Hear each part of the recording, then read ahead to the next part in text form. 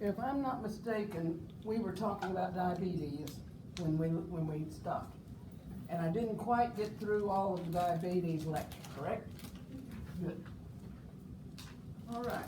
We talked about how a person that is diagnosed as a diabetic, when the doctor first determines they're diabetic, that their lifestyle changes. They have to be very conscious of their diet. They need to exercise, and they have to be very vigilant if they're put on insulin to use it the way the doctor says.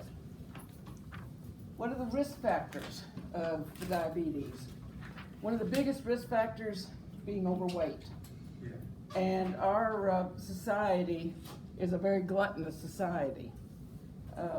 You know, I don't know how many times I go to a restaurant and I have to ask for some kind of a take-home box because they've given too much food to eat. You know, why don't they cut the prices and cut the portions? It'd be healthier for us, you know?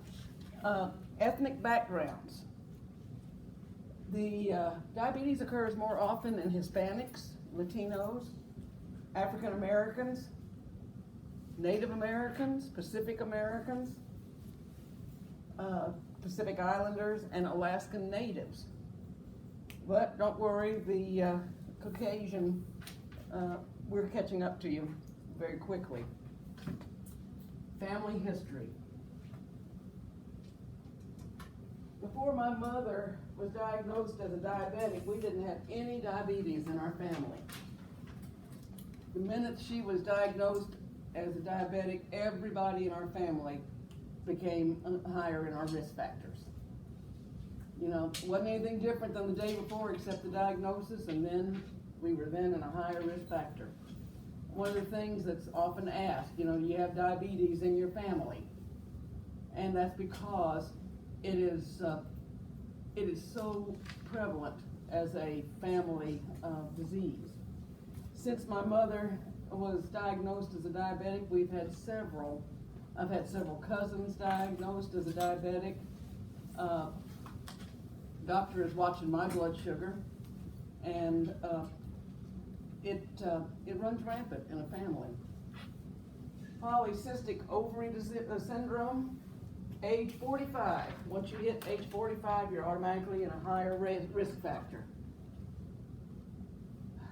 The chances of getting type 2 diabetes increases with the more other health factors that you have. Family history of diabetes, age over 45, vascular disease.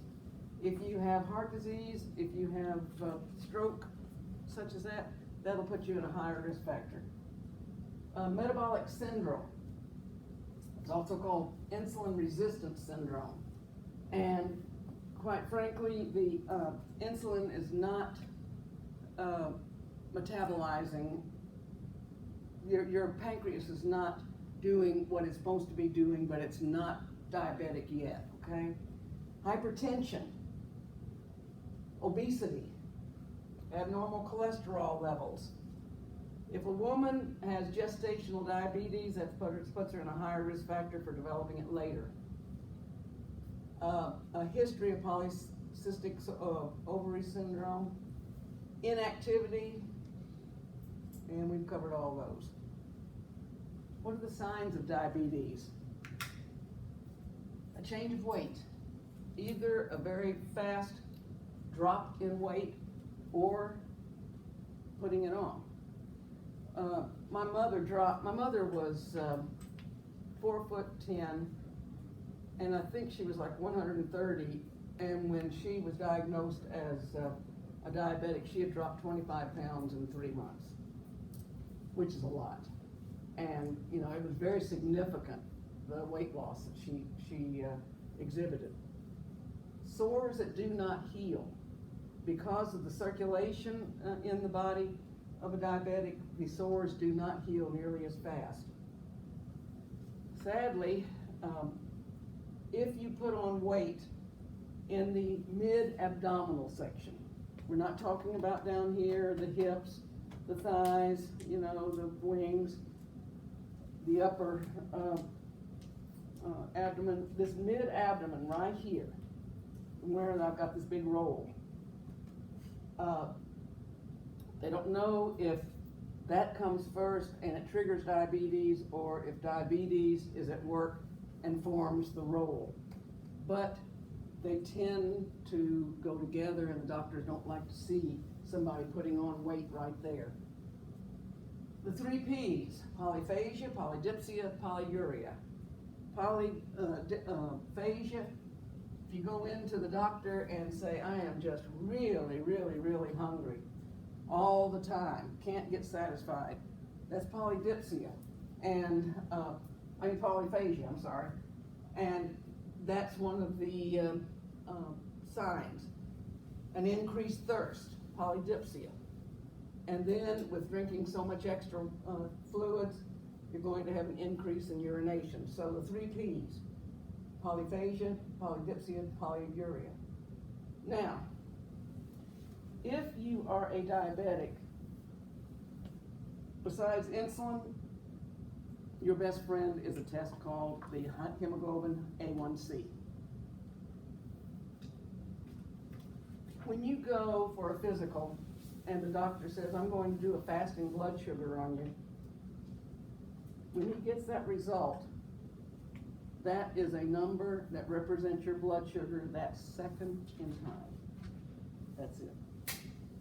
It can be affected by what you did the night before. It can be affected if you took the stairs or exercised before you came in and got the blood sugar done.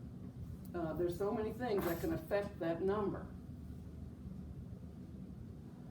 Instead, if you have a history of diabetes in your family, or if you are a diabetic, you ought to request on a regular basis a hemoglobin A1C. The hemoglobin A1C, instead of giving you a picture that second in time of what your blood sugar is, when they draw it and run it, it'll tell the doctor how your body has been metabolizing the sugar for 3 months, and tells him how it's been running on an average. And so that gives him a much better idea of what your body is doing with the sugar, rather than that 1 second. If you have history of diabetes in your family, you should be getting a hemoglobin A1C no less than once a year. Depending on how rampant it is, you might want to go up twice a year, or maybe even 3 times a year, depending on severity in your family. If you are a diabetic, you ought to be getting a hemoglobin A1C once every 3 months. Now, sometimes you have to be an advocate for yourself. Sometimes you have to push and take care of yourself. I love my doctor to death. My PCP is probably one of the best. He used to have a nurse that was, actually she acted like she was born and raised in Hades. She was not a pleasant person to deal with. And one day I went in, and when we got through with the office call, he had ordered some blood up, and as soon as he left, I remember, I said, oh my gosh, we haven't had an A1C in a while. So the nurse came in, and I said, would you mind asking the doctor if he'd go ahead and order an A1C? And she said, are you a diabetic? And I said, no. She goes, you don't need one. And I said, well, diabetes runs in our family. It's pretty significant, and so, we try and keep an eye on the A1C. So if you'd ask him, I'd appreciate it. No, he's not going to authorize it because you're not a diabetic. And I said, well, we kind of keep an eye on it on a regular basis. I wish you'd just go ahead and ask him. I don't need to ask him. I know he's going to say no. And I said, humor me. Please go ask him for the authorization to do an A1C. And she goes, I'll do it, but he's not going to do it. And she comes back, she goes, he ordered it. Well, sometimes you have to be your own advocate. And you have to plant your feet and make sure that you take care of yourself on some of those things. The A1C is the diabetic's best friend except for insulin. Then we have to talk about the gonads. Testes in the men, ovaries in the women. Men produce more testosterone. Women produce more estrogen. Men produce testosterone and estrogen. Women produce estrogen and testosterone. Now, a lot of times I've had people say, why do you teach this biology, this endocrine part of the course? And here's an excellent reason. I had a lady come in and she said, this is the last stop before divorce court, which I always love to hear. And I said, well, what's going on? And she goes, when I first got married, she goes, the sex was incredible. She goes, I couldn't keep my hands off of him and he couldn't keep his hands off of me. It was the best sex that anybody could ever want. And she said, she goes, I don't even want him to touch me now. And she said, I don't want sex, I don't desire sex, I don't enjoy sex. She said, I'm just as happy if he leaves me alone. And so I talked to her a little bit about it, and so then you start asking standard questions as a therapist. Well, has anything happened recently during sex or something like that that could be affecting your thoughts or feelings about it? No. Were you ever raped? No. Were you abused as a child? No. Were you ever sexually abused? No. Have you ever engaged in rough sex and it got out of hand? No. Have you ever engaged in S&M? No. Everything was what was called unremarkable. Nothing out of the ordinary.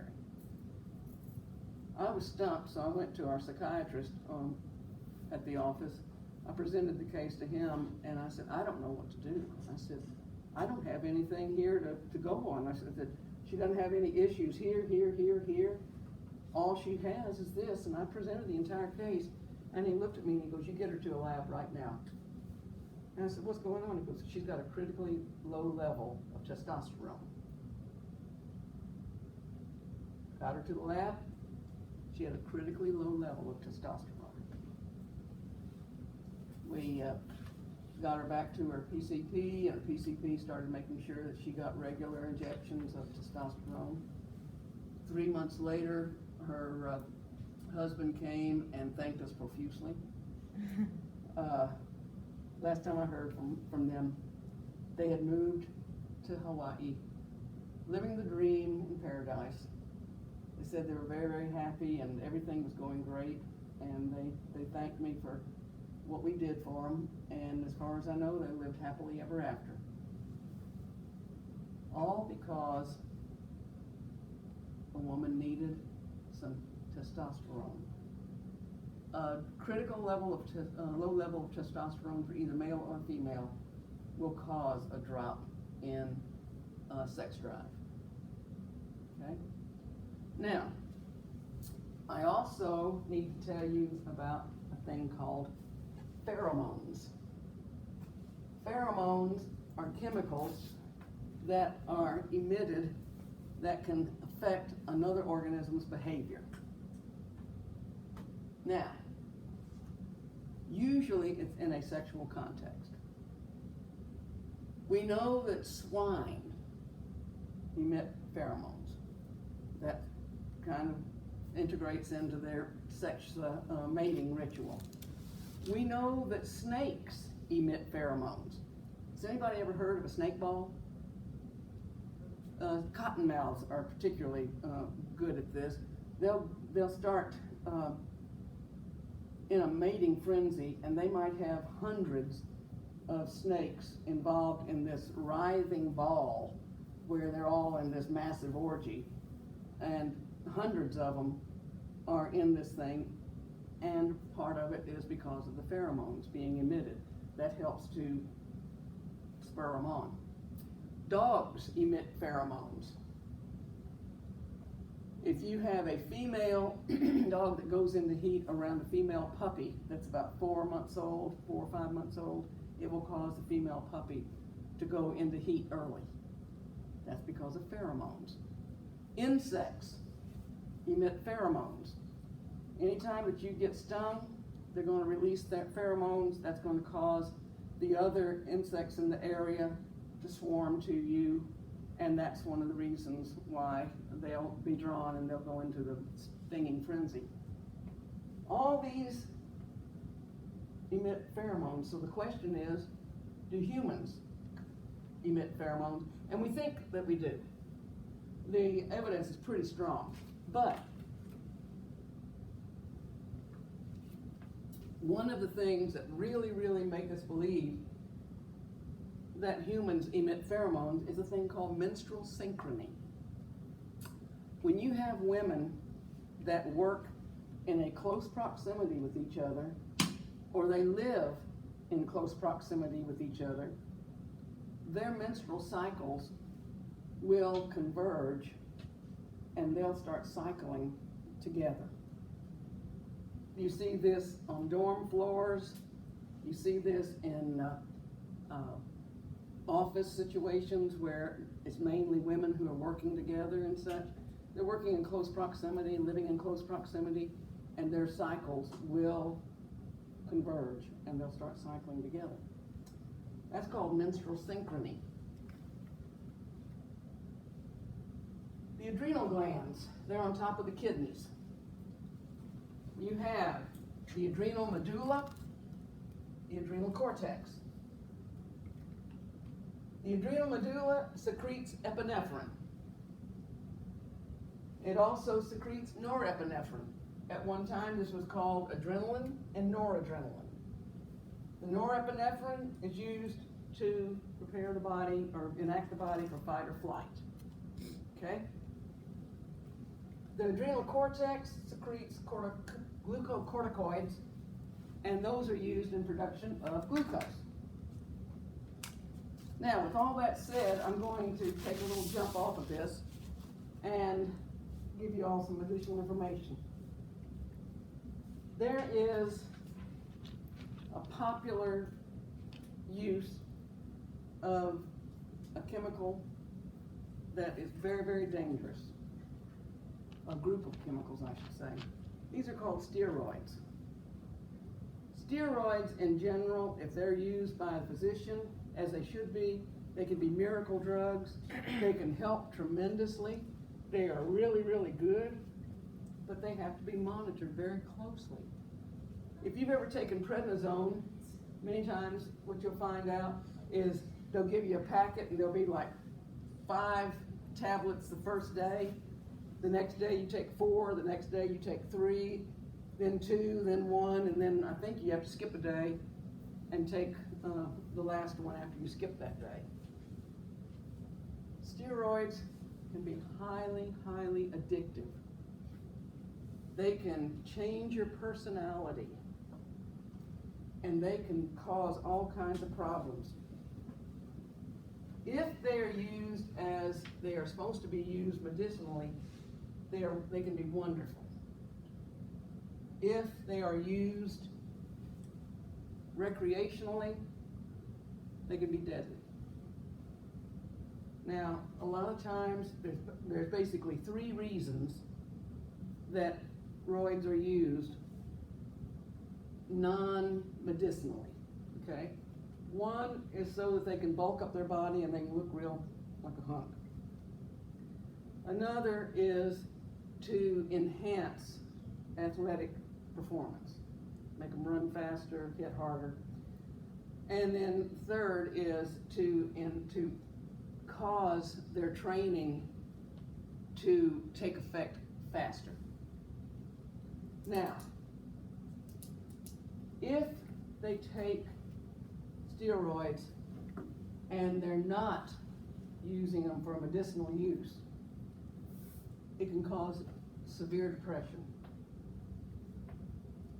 It can be extremely addictive.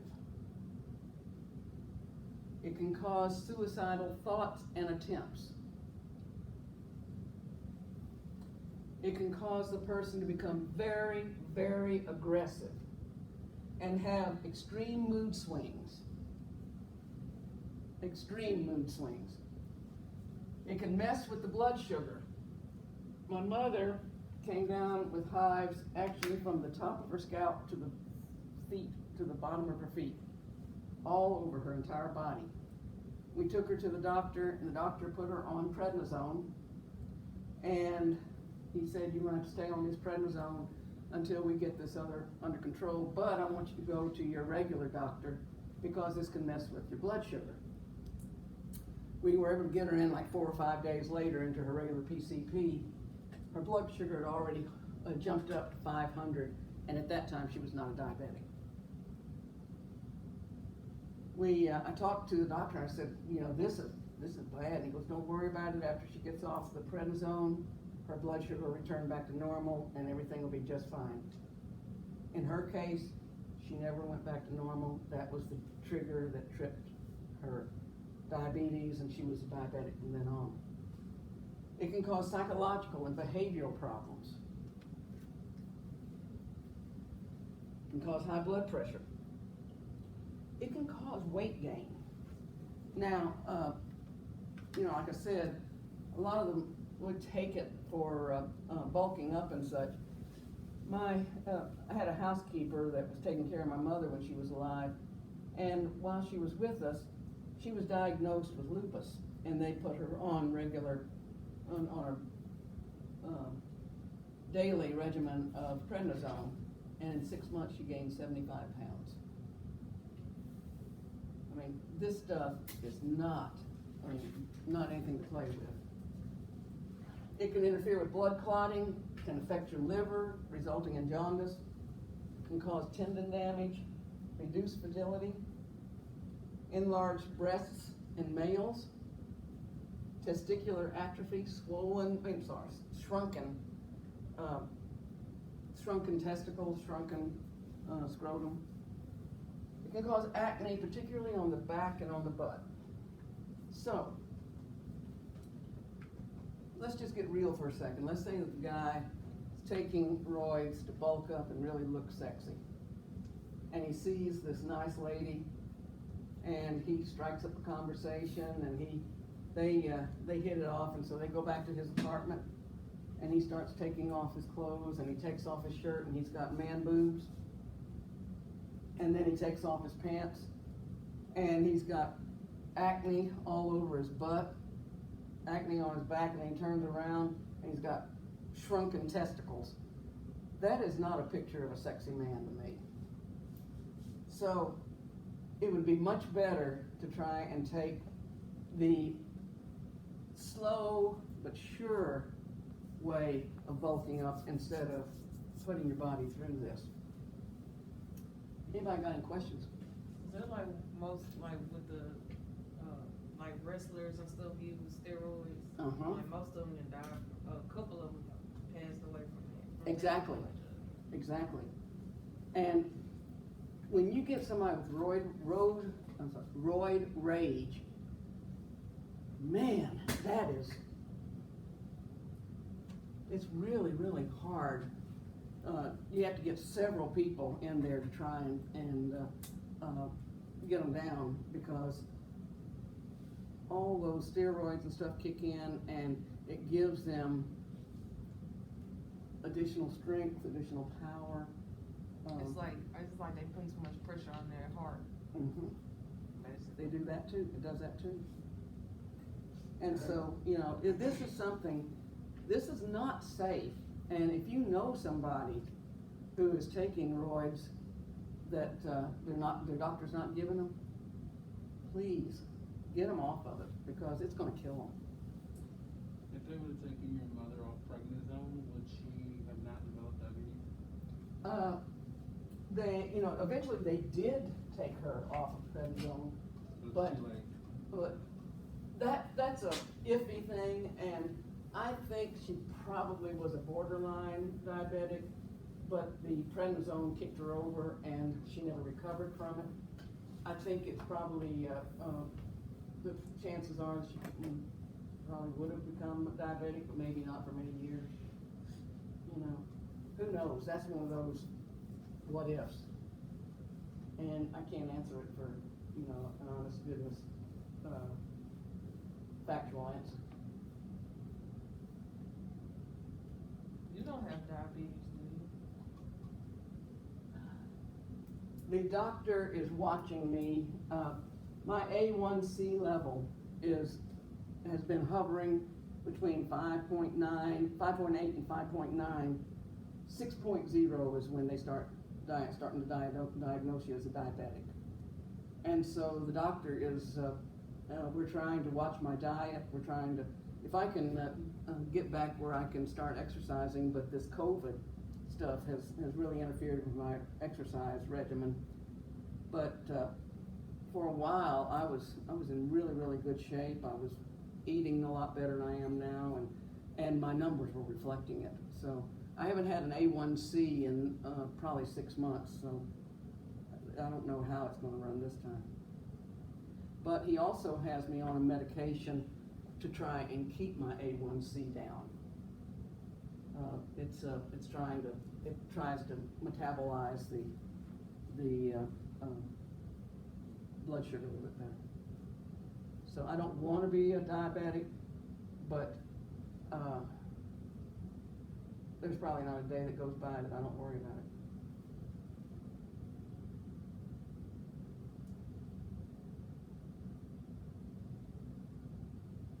Any other questions? What's a tendon? A tendon? Yeah, what's that? Okay. Tendons are associated with your joints. And like, you might have a pull tendon or a tendon that is torn, and that usually will result in like surgery or some kind of a deal. It helps the joints and the muscle, the bones and the joints move. Okay, and so like the way that something like this will happen. Say that a guy has a real bad sprained ankle. It's an important game. The trainer is more worried about the game than he is the player. So he pumps him up with steroids at halftime, and that gets him to the point that he can get out there and play. Well, now he's already on an injury, and he gets hit again and even makes that injury worse.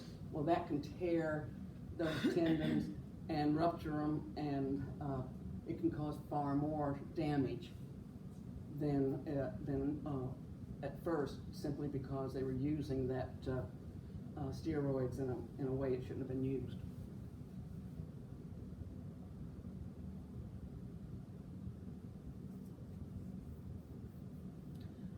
You know, I appreciate that you felt comfortable enough to ask me a question like the diabetic question, because I honestly believe that, I don't want to say it's my responsibility, but I believe as somebody that wants to be wants to be a good teacher, that you should feel comfortable enough to be able to ask me anything, and 9 out of 10 times I'm going to tell you the straight answer, whether it's personal or whether it's, you know, having to do with the course material. I just remember you mentioning, like, far as if, you know, with it being genetic or coming from families and stuff like that. And I was just curious because my family suffers from high blood pressure and stuff like that, and I have the symptoms of maybe having it, but I'm not for certain if I do have it or not. Let's get back here for a second. Risk factors. I have the obesity,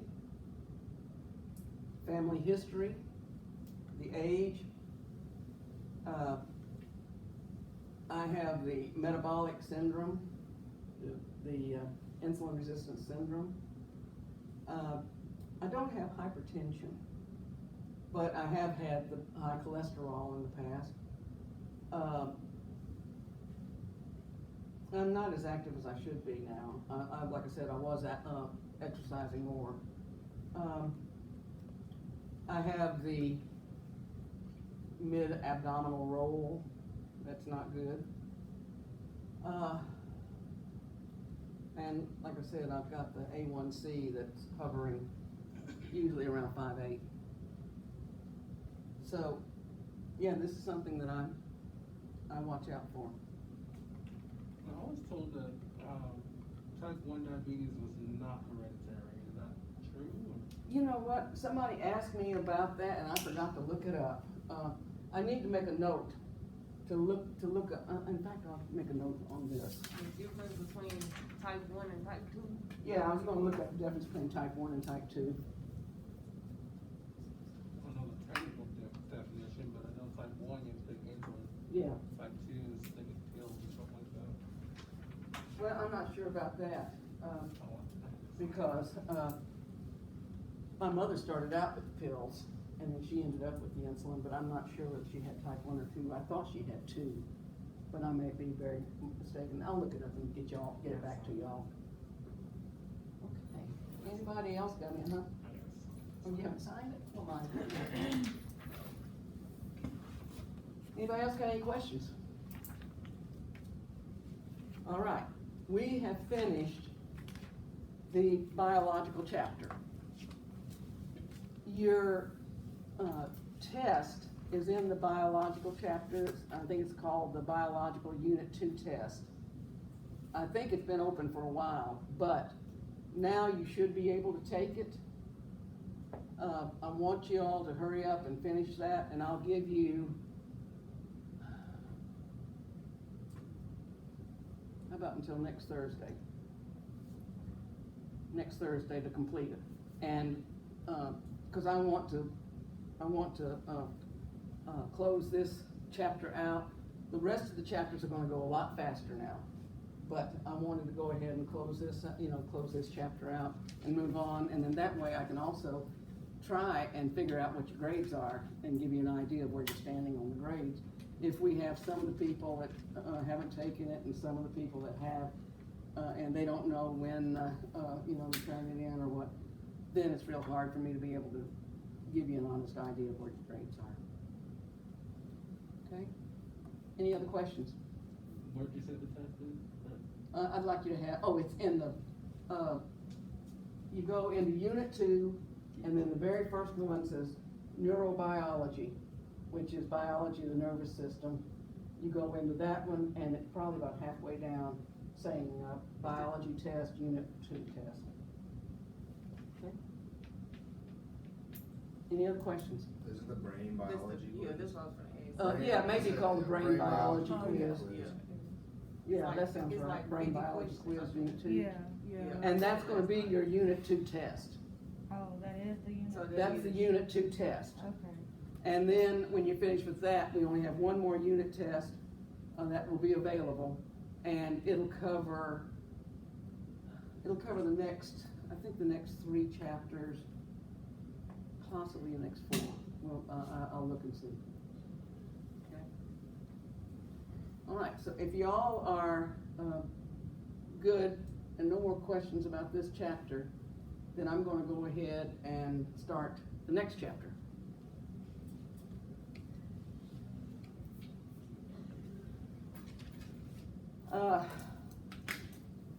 One of the things that I've always wanted to do was to write my own psychology textbook. I would love to do that. And I have my own ideas about the order of the chapters that they ought to go in, but I also have an idea of the way that I would title the chapters. And the chapter on sensation, instead of calling it sensation, I think I would call it the chapter of miracles.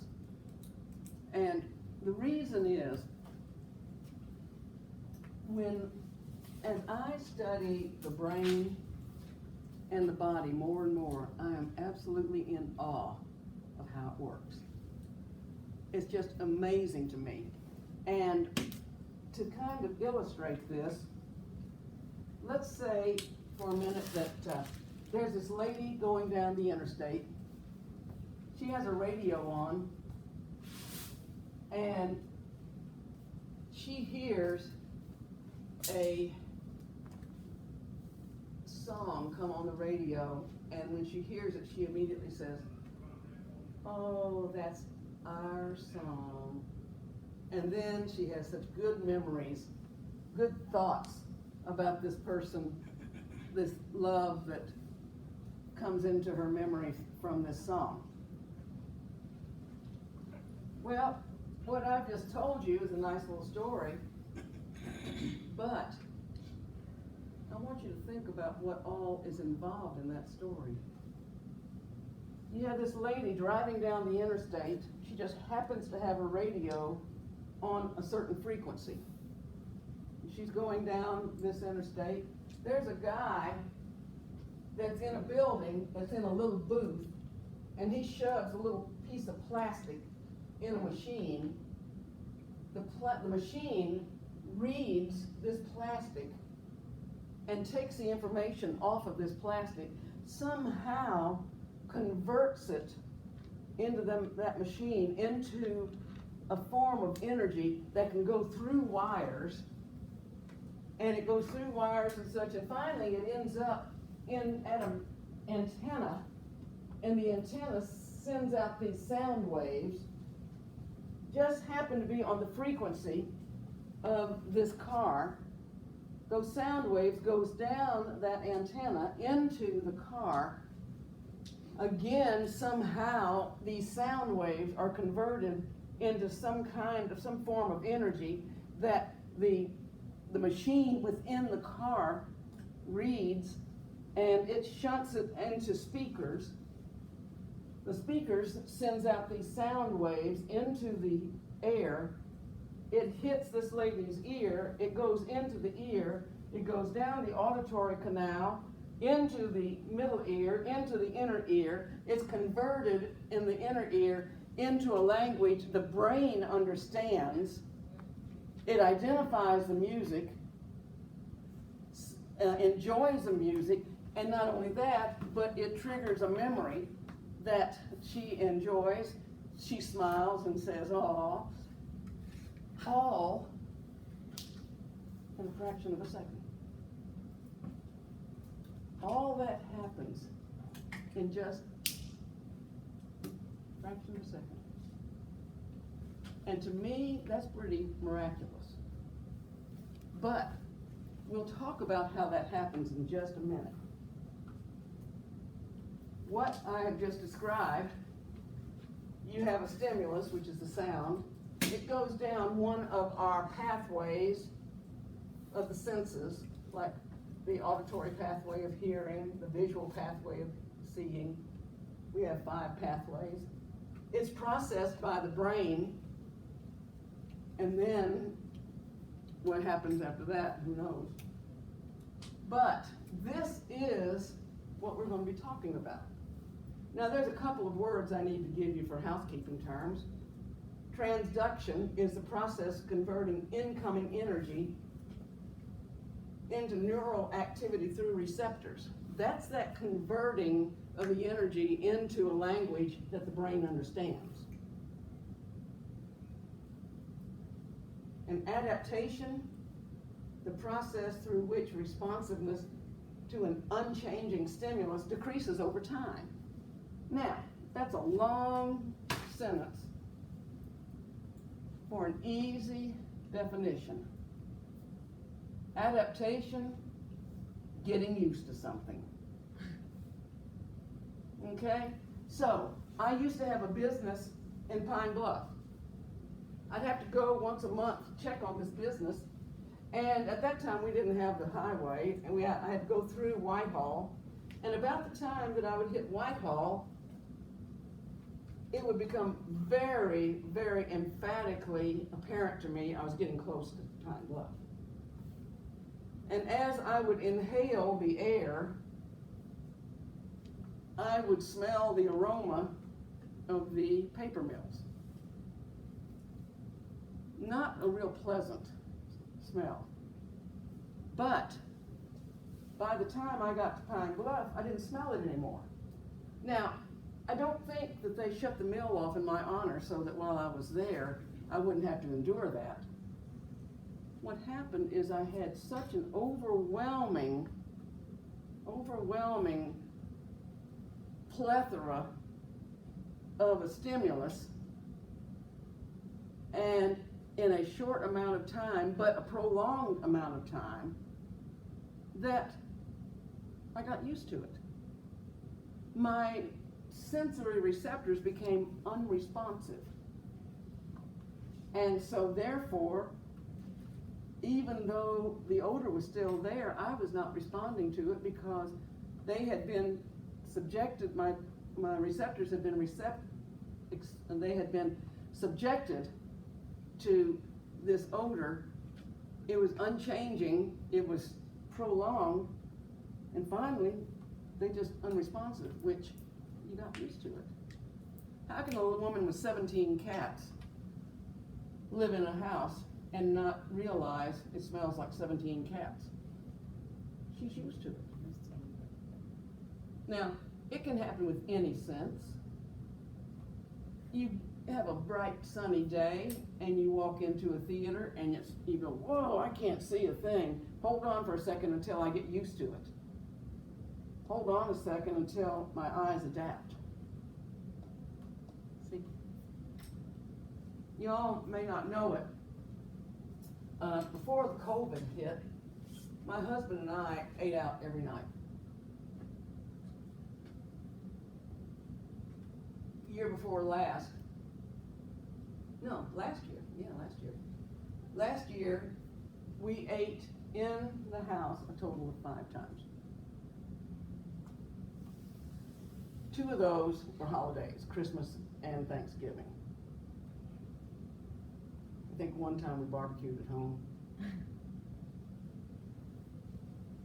Because of our schedule, because of taste preferences, because of all kinds of things, it's just easier for us to eat out. But I can tell you one thing, when it snows, I'm cooking. Because snow and chili go together. There's 2 things we're going to have at our house when it snows: hot chocolate and hot chili. Now, when I make chili, there's a rule in our house: if it doesn't break a sweat, it's not good. But I make killer chili. You know, I may not be able to claim fame on several things, but I'll stand toe to toe on a lot of people with my chili.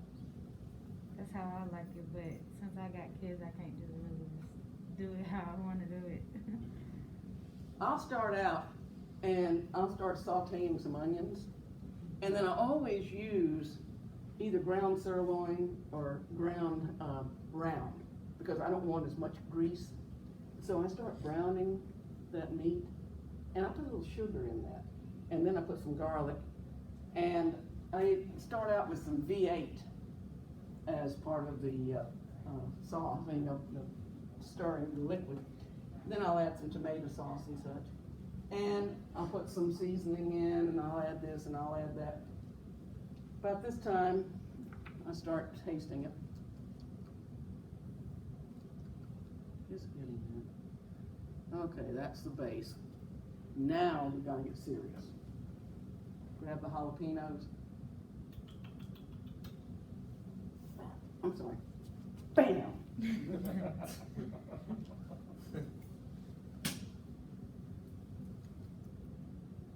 Better.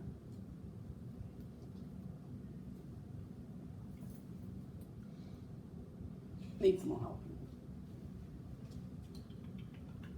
Bam!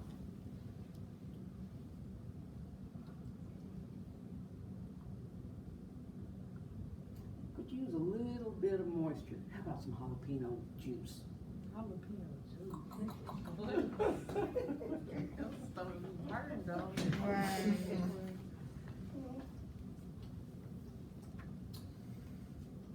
Still doesn't spicy enough. It's not spicy enough. So I'm about ready to grab another jalapeno, and Chris always comes in. He said, "Making that chili, huh?" And I said, "Yeah." And he said, "Let me taste it." And I said, "No, it's not hot enough yet. It's not spicy enough yet. Let me check." It's pretty hot. And I say, "Oh, that's just the heat from the fire." Oh, why don't we do this? Why don't we set it aside for about an hour or 2, let it mellow, and then let's see how it tastes. He's kind of tactful about things like that. Put it outside, put it in the back of the, burners and such. After an hour or 2, come back, it mellowed. Now, do y'all think that it mellowed that much? No. What happened? You haven't tasted it in a while? My taste buds were adapting to it before, and now, giving it a rest, they were going to be more accurate on the taste. That's adaptation. You know, one of the funniest things was, I had a student that I hadn't seen in 3 or 4 years, and I saw him one day, I think in the grocery store, and he comes up to me and he goes, "You still making that chili?" And I said, "I sure am." He goes, "That's one thing I definitely remembered about your class."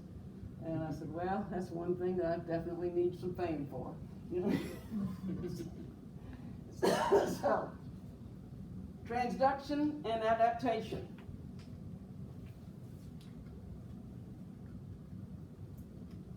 We'll get some words out of the way here so that we can hit it really hard coming up on Tuesday. First, sound. That's basically just moving air that causes air molecules to vibrate. Moving air that causes air molecules to vibrate.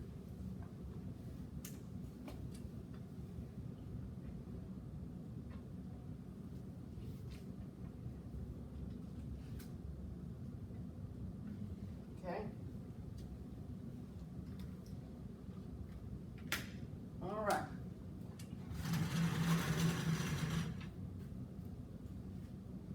Waveform is a graphic representation of sound.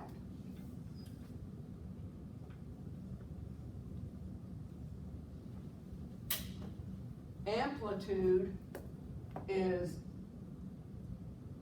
measured from, it's the distance from the baseline to the peak of a wave.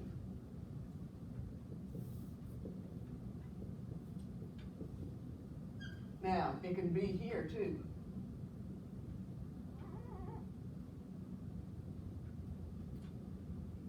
So both of these are amplitude. We talk about amplitude in decibels. It's the loudness, okay? Wavelength is the distance from one peak of a wave to the next.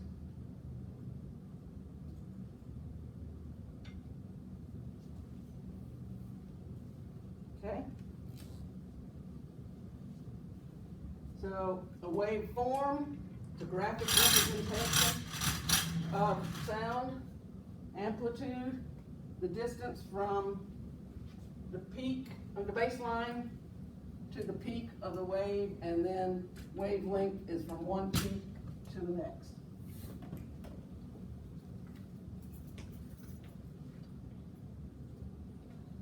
Wavelength is measured in hertz. Normal range of hearing is from 20 to 20,000 hertz.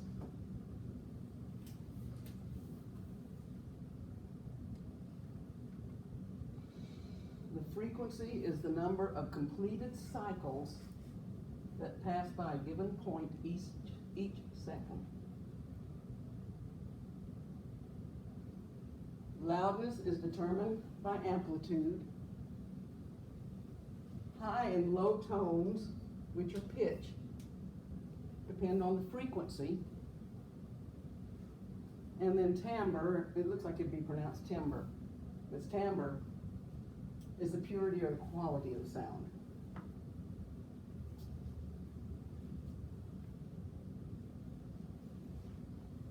Now, I am not a financial counselor. I have enough trouble balancing my own checkbook. I've never even taken a class in economics, so what I'm about ready to tell you, you can take with a grain of salt. But if somebody were to give me a nice little nest egg type of gift, I honestly think I would invest it in some kind of laboratory that's doing research on hearing amplification devices, on hearing aids, or doing research on deafness. And the reason is, I honestly believe we're going to have several generations that are going to be hearing impaired or deaf in 10 or less years. Now, why am I saying that? Music is loud. Well, when I was in college,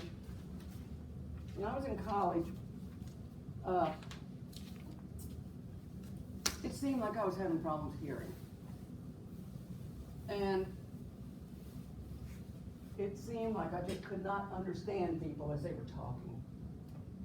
So I finally went to a hearing doctor, an ear doctor, and I told him what all was going on, and he said, well, let's just go ahead and run some tests and see how your hearing is. Well, he ran a complete battery, and I mean, he put me through the mill. He comes back, and this guy was smiling, and he said, got your test results back? I said, I'd like you to know you're in the top 3% of humans. And I said, what? And he said, your hearing is so good we can barely measure it.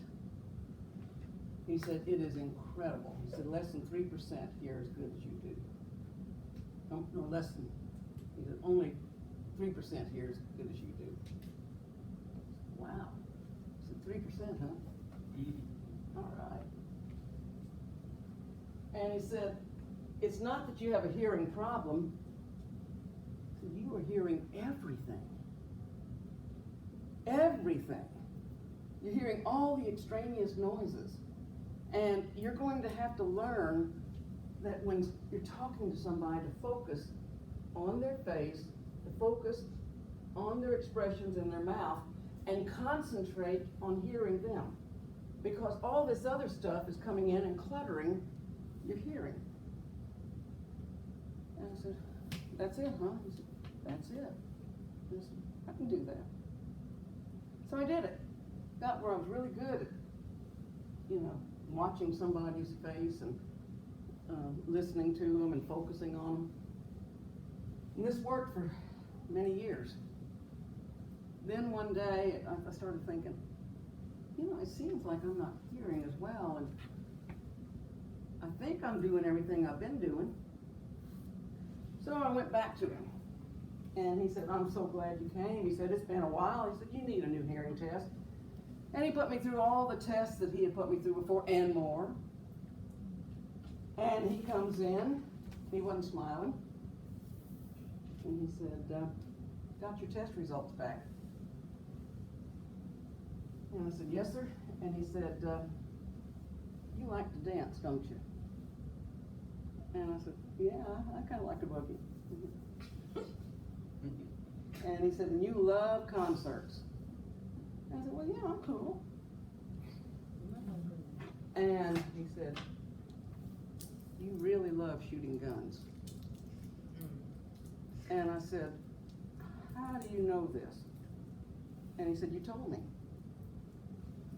I said, we haven't had this conversation. And he said, oh yes. He said, you told me. He said, you look at these and tell me what you see. And I said, well, there seems to be a change in this one. He said, that's right. He said, this was your first one, this is your second. He said, you have gone from the top 3% of people hearing to a moderate hearing loss heading toward deafness if you don't do something. And I said, excuse me? And he said, yeah. He said, you have been abusing your ears so badly. You have had an incredible hit on them. And if you keep doing what you're doing, you're going to be deaf. Well, so what do I need to do? He said, you have to learn how to use ear protectors, and you have to learn how to quit insulting your ears. So, one of the things he did was he told me that, when I went to concerts, when I went to the dance places, when I shot guns, I had to have ear protectors. And I said, I cannot imagine going to a concert with ear protectors. And he said, no, you don't have to do that. Get yourself some earplugs that filter out the real majority of the decibels. So I, well, okay, let's see what I can do. That sounds terribly uncool. Of all things, a Cher concert was coming up. One of her final tours. How many final tours did she have? 3 or 4? Anyway, she had a final tour that I went to. Put the earplugs in, and the first thing was, I realized nobody could see them because I had my hair over my ears. So that's kind of neat. Nobody's going to know that I'm uncool. And